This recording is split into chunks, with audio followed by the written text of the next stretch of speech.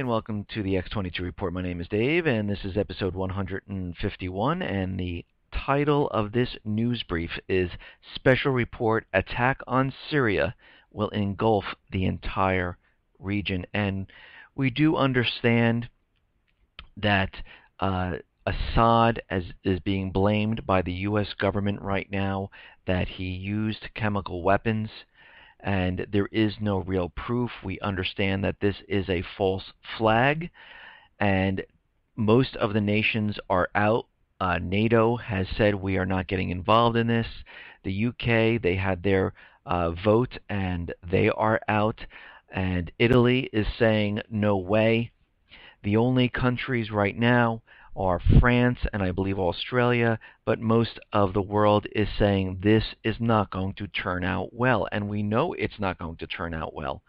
But we're going to get into this in a minute. I just wanted to mention back in April when Goldman Sachs was out there telling everyone to sell their gold because they are going bearish, when you and everyone else was selling their gold and everyone was selling their ETFs of GLD, they were purchasing it like crazy. They purchased 3.7 million shares of GLD, and now they are the 7th largest holder, because what do they know? The same thing we all know, except for those people who are still sleeping and believe in the dollar. They understand the dollar is going to collapse. The economy is going to collapse, and the only thing that has value in the end is physical gold. And what do you think they're going to do with this paper gold? They're going to trade it in and get physical. This was their plan all along. And it wasn't just for them. The plan was for all central banks and other banks to acquire this. And those people who are, I guess people like to call them the elite, they needed to purchase gold at cheaper prices, and they needed people to sell off what they had. And this is what they wanted. And they wanted a lot of people who own physical to sell off what they had, because they wanted to acquire it, because they know the collapse is coming. Now, let's get into what is happening here. And there's a lot of news out there, a lot of things happening, and we understand right now that Iran is holding a very large-scale military drill during September. What they're doing is they know what is coming, and they understand that when the U.S. attacks Syria, they are not going to stop at Syria. This is the end game. This is something the central bankers understand has to be done, and they've been planning this for a very long time. So Iran is starting to get prepared. They have been getting prepared, and they are increasing the number of drills they do. The same goes with the U.S. is increasing drills. If from all my other reports, if you've been listening, Russia has been increasing drills, China, Japan, India. We are seeing this happen all over the place, all over the world. The UN inspectors have left Syria, and they are bringing the evidence to the Netherlands. And we understand that it's going to take a couple of days for them to sift through all the evidence and finally come out and say, yes, chemical weapons were used, no, chemical weapons weren't used, because that's all they're allowed to say. What just happened right now is Syria's largest city just dropped off the internet. And the city of Aleppo is a city in northern Syria, and that just dropped off of the grid on the internet. So this has happened before in Syria, where Syria lost connection. I don't know if this is being done on purpose by Assad, or they've been cut off. This way they cannot communicate over the internet at this point. Now, Washington is threatening to attack Syria. And the Russian Foreign Ministry is saying, do not do this. You do not have proper evidence. You do not have the right to do this under international law. And this goes on to say, given the lack of evidence, any unilateral military action bypassing the UN Security Council, no matter how limited it is, would be a direct violation of international law and would undermine the prospects for a political and diplomatic solution to the conflict in Syria and will lead to a new round of confrontation and victims. And Russia understands that the central bankers are on their last leg here and they need to do something to really push this war forward. The dollar is at its end. They understand this. They are trying to push this a little further. They need to get the natural resources and take control of all the natural resources in the Middle East and any country they can get their hands on. Because in their minds, they think after this war, they're going to reset the system and they're going to use a whole new currency and use the natural resources of these countries to back up the new system, just like they did every other time. So they're trying to get control of the entire Middle East, get control of all oil production, and when the new system comes in, they will use these natural resources to back it up. And this is their plan. Now, doesn't mean that's going to work. There are other plans. China has been accumulating massive amounts of gold. Russia has been accumulating massive amount of gold. And China and Russia have been making deals all over the globe. And they've been buying up oil companies.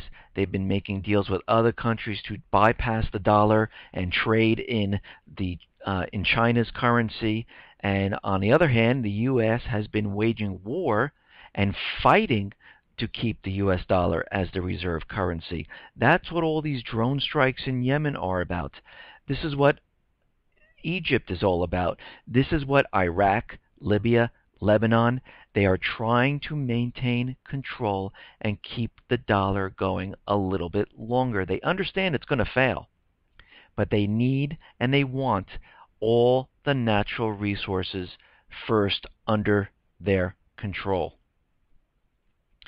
Now, since Russia understands what is happening, what they've done is they went into Cyprus, and we understand that the U.S. has B-2 bombers and drones, and we understand that British has some Typhoon jets there in Cyprus. Russia told Cyprus that we will restructure your debt if they prohibit the U.S. from using their bases to strike Syria. So right now, Syria is saying we are not allowing the U.S. to use Cyprus to strike Syria because Russia agreed to restructure their, I think it's $2.5 billion loan, and they're making a deal with them to give them a very low interest rate. I believe it's like 2.5% or so if they don't allow the U.S. to use their country as a strike point to Syria. So they're doing everything and anything to try to stop this from happening. But we know it cannot be stopped because the central bankers will not stop this from happening. Pat Buchanan is out there saying that this reeks of a false flag, and he went on to say that this thing reeks of a false flag. I would not understand or comprehend that Assad, no matter how bad a man he may be, would be so stupid as to order a chemical attack on civilians in his own country when the immediate consequence of which might be that he would be at war with the United States. So this reeks of a false flag. Now, the president is out there trying to make his case. We heard from John Kerry. The president came out again. And, while he's explaining this, that there's going to be, no boots on the ground. It's going to be different than Afghanistan, which we've never left, and he promised that he would pull the troops out, which never happened because why? There is opium fields, there are poppy fields which create opium, which the U.S. Central bankers use to sell drugs. There's huge amounts of natural resources in Afghanistan. They just recently found one of the largest copper deposits there. China's making a play for copper in Afghanistan, and the U.S. understands, and the central bankers understand, they would never give that up, and that's why no one is leaving there. But meanwhile, while he's giving this speech and telling people that there will be no boots on the ground whatsoever, a sixth U.S. warship now enters the picture. So now there's 5 destroyers. I think there's 2 amphibious warships there. This 6th warship and 2 aircraft carriers. This new warship that arrived holds about 800 Marines. Now, why would they bring in 800 Marines? Why, and this just didn't happen yesterday, did they transfer all the hardware like F-16s, soldiers, Patriot missiles to Jordan, and this happened months ago, for a training mission in Jordan, and they kept them there. They established an underground base called CENTCOM. 270 officers occupy it. This base is strategically located to handle the conflict with Syria. They've also been training for months now hundreds of paid mercenaries. And before August 21st, when this supposed chemical attack happened from Assad,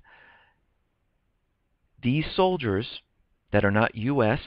but trained by U.S. military marched off on August 17th and 19th, reached the Syria border, and are either on the border or already inside Syria. So there are very but very planned out tactics they've been using. They know exactly what they're doing. For a limited strike, why do we need 5 destroyers, 2 aircraft carriers, 2,200 Marines standing by, and another 800 Marines standing by in the 6th ship that just arrived? Why were they training hundreds of paid mercenaries? Why do they want to hit Assad's forces on a limited strike? Because their tactic is to try to hit Assad and hit him hard, so all of these paid mercenaries, because we understand the paid mercenaries, or they like to call them the Syrian rebels, which 95% of them are not Syrian, have been losing. So the U.S. wants, and the central bankers and Israel want to hit Assad forces, which will enable the paid trained mercenaries and the existing Syrian rebels, which are paid mercenaries, to overthrow Assad. And he'll say to Russia, the U.S. has never gone in there with any type of soldier. Those are not our soldiers.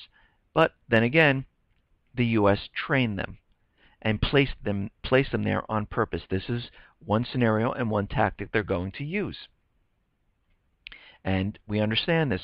But what's been happening is that the public and Congress have put so much pressure on Obama and the administration and the central bankers, and everyone's been telling him that this is completely unconstitutional. Only Congress can declare war or vote on saying this, yes, you're allowed to strike. So Obama came out and said he will leave it up to Congress. But he has a short period of time because September 5th and 6th he is flying out of the country to go to the G20 meeting in Russia. And he needs to get this done between now and that time period. And we also have to remember the fiscal budget for giving aid and weapons to the paid mercenary ends September 30th, and they would have to go back to Congress and plead their case into why they need to send more weapons and military aid. So he's leaving this up to Congress. And we have to think two things, I shouldn't say two, a couple things can happen here.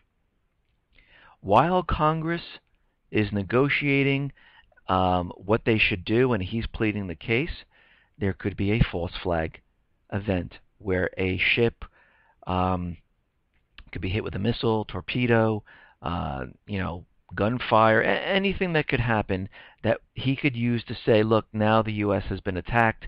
This is out of your hands. I'm taking the next step.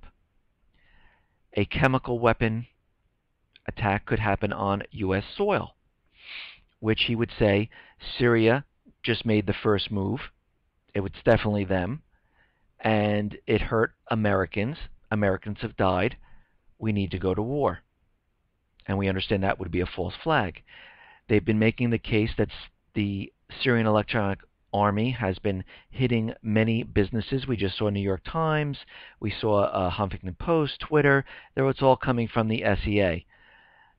And there has been warnings that a cyber threat against all financial institutions is now a huge concern, and the Pentagon is making preparation and getting prepared for this. So that could be something else. And then we have to think of one other thing. To appease the American people and to let Congress decide, and they would have to do this pretty quickly before he left. This is where the NSA spying comes in. In my other reports, I've been talking about spying that could be used to spy on Americans, which they are doing, to build their list and to keep track of those people who will be troublemakers. I also said the NSA spying was used for them to spy on people who are making investments, patents, so they can steal them. It is also used for blackmail. What do you think they have on these congressmen that could make them vote in a certain way, or make a couple of them convince the others this is the way we need to vote? So these are all the things that are very possible and could happen. And this will have to be done quite quickly, and they probably will. Now, there's a former U.S. UN ambassador out there, and State Department negotiator John Bolton, says that he expects the White House to launch its attack on Syria this weekend. And like I said, he goes into the same thing, that there is a G20 summit to be held in St. Petersburg, which is not on the west coast of Florida, which is in Russia. And this is going to happen on the 5th and 6th. Plus, the UN inspectors have the evidence, and in a couple of days they're going to be revealing their evidence. So I don't think the president and the central bankers are going to wait for any of this. And those other scenarios that I just talked about will allow President Obama to attack Syria. You have to remember, on everything that I've been writing, it's not a matter of if, it's a matter of when. You do not move all this hardware out there and keep adding to it for a simple, limited strike. And there are still 1 aircraft carrier and 2 amphibious warships underway with destination unknown. And I wouldn't be surprised if they arrived in the area. Now, we know that this war is going to be ramped up. We know that something's going to happen. And we understand that cyber attacks are definitely going to be planned for this fall and winter. And I see a lot of comments on YouTube and things like that. Let me just make this clear. When a cyber attack hits the financial institutions, and when I mean financial institutions, I'm talking about the stock market, the banks, and things like that, there will be a bank holiday. There will be capital controls. What do I mean? If you go to sleep, let's say on a Tuesday or on a Friday, and you wake up the next day and you hear the Syrian Electronic Army, which it really isn't the Syrian Electronic Army, it's really the false flag, but this is what they're going to make everyone believe, has hit the stock market, has hit the banks. You've just run out of time to get your money. The banks will go down and they will be in lockdown mode. Capital controls will then be in effect. You will only be allowed to take out a certain amount of money each day. Everything else will be locked up. They have changed the rules. Everything now is, there are no longer bailouts, they are bail-ins. I have the document on the x22report.com, and you have to look at the terms of service of many of the banks where they said if there is some type of cyber attack, riot, war, you cannot hold the CEO or any officers or any representative of the bank responsible, and they're not responsible for what happens to your money. So, and there's a, if you go to on the x22report.com site, up on top I have the tabs. If you go to resources, it will, a menu will lower down. You see documents, click on there, and you can see the document. And scroll down to where it says, type in bail-ins for a search, and it'll bring you to that section. And they changed the rules. So they will be doing bail-ins, and the only way to do bail-ins is to freeze the accounts, to put in capital controls. It'll be, whatever happened in Cyprus will happen here. That's pretty much it. And they made that document in December of 2012, and Cyprus was hit in 2013, a couple months later. So we understand that's going to happen. And they were just leaked documents detailing broad reach of U.S. cyber operations. And the United States has been hitting Russia, North Korea, China with 231 offensive cyber attacks. And U.S. agencies broke into foreign computer networks, placing covert implants of tens of thousands of machines every year. What's more, U.S. intelligence services intend to broaden those numbers into the millions. And we understand this. They did this in Iran. They set off and installed a virus called Stuxnet. And it's a very sophisticated computer virus. It was created by U.S. and Israel, and it made Iran's nuclear facility go a little crazy. CNN also reported what would happen to a electric generator if something came in, and it's very simple to get these things in there. It's not really done with the DDoS.